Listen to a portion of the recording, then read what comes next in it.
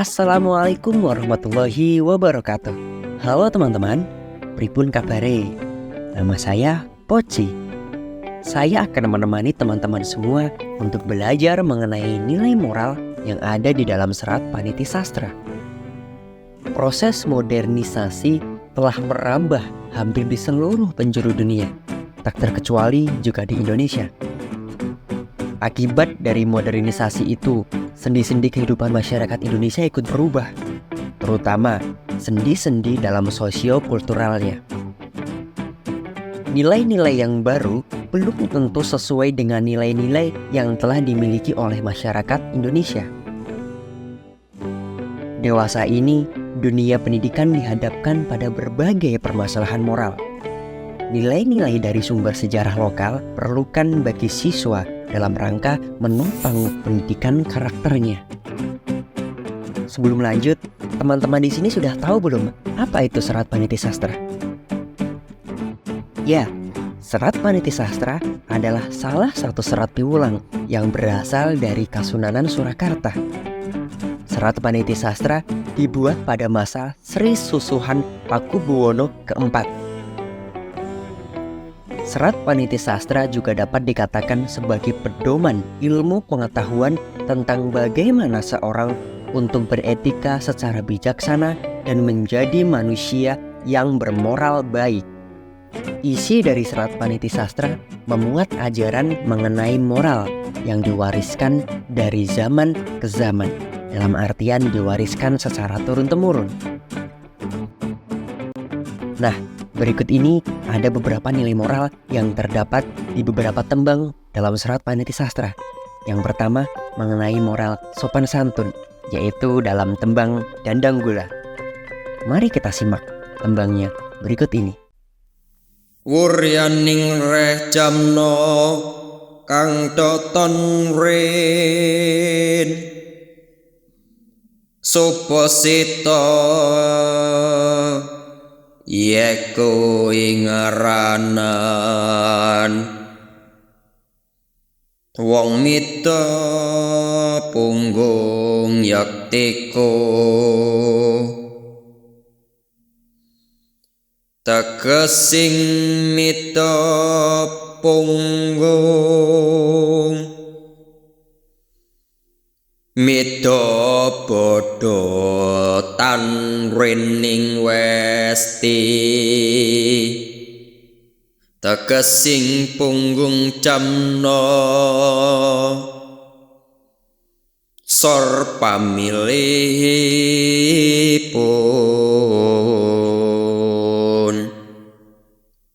lan malih kang suposita ing tegese silakrama kang rumiyin kapindho poso krama. Nah, demikianlah contoh mocopat dari tembang Dandang Gula. Artinya yaitu mengenai sopan santun yang penting bagi seorang manusia. Sopan santun meliputi berperilaku dan bertutur kata yang baik. Memahami sopan santun bukan melalui aturan tertulis, melainkan melewati perasaan seseorang. Seorang harus memahami sopan santun agar mampu menyenangkan hati orang lain. Menjadi seseorang yang harus memiliki sopan santun kepada orang tua dan halus dalam bertutur kata. Hal tersebut dapat membahagiakan sekaligus menyenangkan hati orang tua. Konteks implementasi dari tembang Dandang Gula tersebut untuk mencegah child free, yakni beretika secara sopan dalam menyikapi gaya hidup yang sedang berkembang belakangan ini. Sopan santun yang diajarkan dalam tembang tersebut yakni ditunjukkan bahwa setiap manusia harus menyadari kodratnya.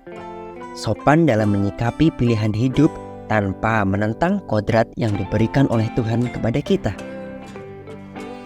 Kemudian tembang kedua yaitu mengenai kasih sayang yang terdapat di tembang Sinom. Mari kita simak tembangnya. Tajem tan ronge liringnya miwah kalamun abukti ririh reretan rekoso tanpa rapa lamun nangling sih samaning urip momoh ing driya tan kego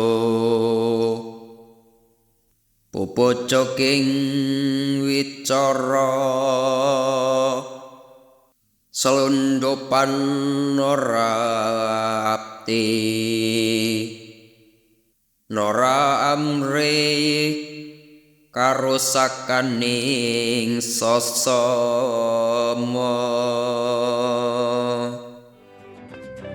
Nah, demikian juga contoh macapat dari tembang sinom. Tembang sinom yang memiliki arti kasih sayang tersebut yakni adalah perasaan sayang, cinta, atau suka kepada seseorang. Namun, sebagai manusia hendaknya memiliki kasih sayang terhadap sesamanya. Orang tua yang menjadi manusia pertama yang merawat dan memberikan kasih sayangnya sepenuh hati kepada seorang anak. Mereka tulus menjaga dan merawat kita sehingga besar seperti sekarang ini. Oleh karena itu, sebagai anak, kita juga harus menyayangi kedua orang tua dan juga berbakti kepadanya. Dengan adanya perasaan kasih sayang, hubungan dua manusia akan tetap utuh dan terjalin dengan baik. Implementasi bahwa insan harus menyadari anugerah yang dititipkan oleh Tuhan kepada setiap insan. Terkhusus sebagai seorang wanita yang memiliki anugerah berupa rahim yang memiliki simbol kasih sayang. Maka, jika seorang wanita menyadari akan adanya anugerah dari Tuhan melalui rahimnya dan mensyukuri akan anugerah yang diberikan dengan cara menerima jika diberikan keturunan dan tidak menolak kehadiran seorang buah hati nantinya. Kemudian, tembang yang ketiga yaitu Kinanti yang berisi mengenai nilai kemuliaan. Mari kita simak tembangnya berikut ini. Kamulyan sakatronipun angropi angungkuli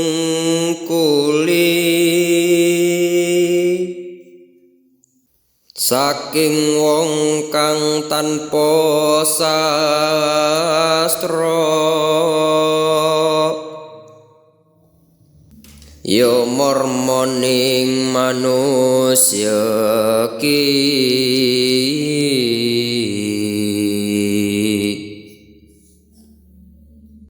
karma limpating sastra kathah pakantuke pasti. Nah, demikianlah contoh mocopat dari tembang Kinanti. Kemuliaan yang ada di dalam tembang Kinanti berarti berpegang pada nilai sastra yang ada di dalamnya yang dijadikan teladan dalam kehidupan. Kemuliaan dapat dilihat dari bagaimana kita memuliakan orang lain. Memuliakan orang lain memiliki arti bahwa kita harus menghargai orang lain juga. Menjaga hati orang lain supaya tidak tersakiti oleh kita. Mengalah demi orang lain agar tidak tersinggung karena kita. Dan berlaku rendah hati kepada siapapun. Dengan kita menghormati dan memuliakan orang lain, itu adalah bentuk kita dalam menjaga kualitas diri kepada Sang Pencipta. Atau bisa dikatakan menjadi sebaik-baik manusia ciptaan Tuhan. Dengan demikian, keberkahan, derajat, dan kedudukan yang tinggi akan Tuhan berikan ke dalam kehidupan kita melalui segala hal yang pernah kita lakukan pada orang lain atau melalui hal-hal yang tidak terduga oleh pikiran kita sebagai manusia. Aplikasi dari nilai moral kemuliaan yaitu menjadi seorang ibu ataupun seorang ayah nantinya adalah suatu hal yang mulia adanya. Hal ini berarti kemuliaan yang akan diberikan oleh Tuhan jika kita dapat menyelesaikan tantangan dan menerima semua yang dititipkan oleh Tuhan kepada kita dengan baik. Kemudian yang keempat yaitu mengenai pekerti yang baik yang berasal dari tembang Kinanti. Mari kita simak tembangnya berikut ini.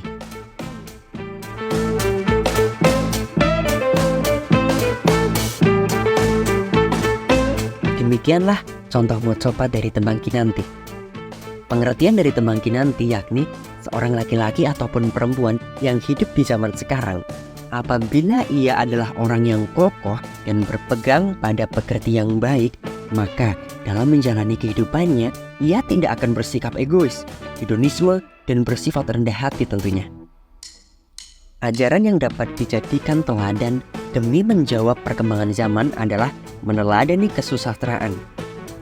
Maksud dari meneladani kesusastraan yaitu jika ajaran sastra dapat dijadikan sebagai teladan dalam kehidupan sehari-hari, maka orang tersebut akan bertindak dan bersikap secara baik sesuai dengan norma-norma kehidupan, baik mengenai perbuatan, sikap, dan juga sifat.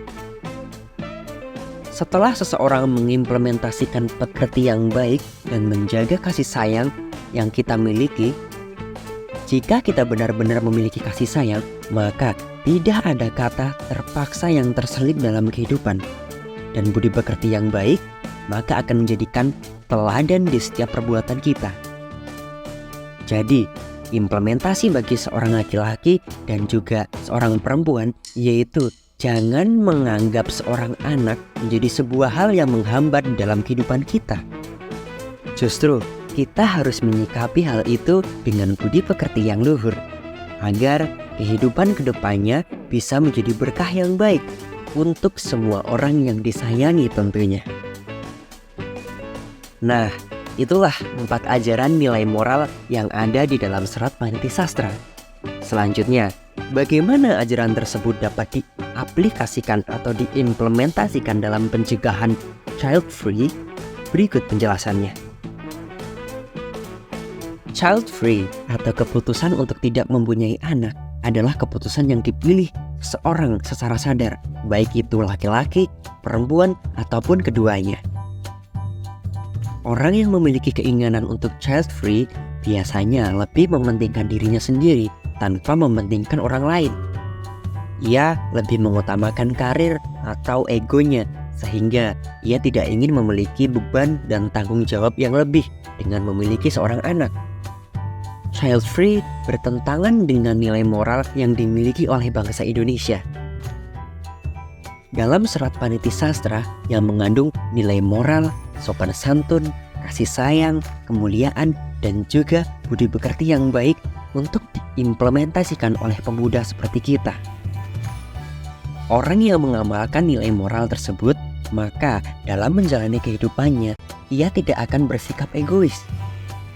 Ia akan lebih mementingkan kepentingan bersama dan menunjukkan kasih sayangnya kepada pasangannya untuk bersama menentukan jalan hidup dengan cara yang santun dan berbudi pekerti yang luhur, serta memilah gaya hidup yang menentang akan anugerah yang Tuhan berikan kepada laki-laki dan juga yang perempuan miliki. Hal tersebutlah yang akan merubah pandangan setiap insan bahwa hadirnya seorang buah hati adalah anugerah terbesar dan di dalamnya berlinan pahala serta kemuliaan. Dengan demikian, orang tersebut akan berhati-hati dan penuh pertimbangan dalam menentukan keputusannya untuk menerima dengan penuh kasih sayang saat dititipi seorang buah hati setelah menikah nantinya. Nah, pada kali ini ada jargon kita yang sedang berusaha untuk mencegah child free. Jargonnya seperti ini teman-teman. Child free no, childing yes. Ulangi sekali lagi ya. Child free no, childing yes.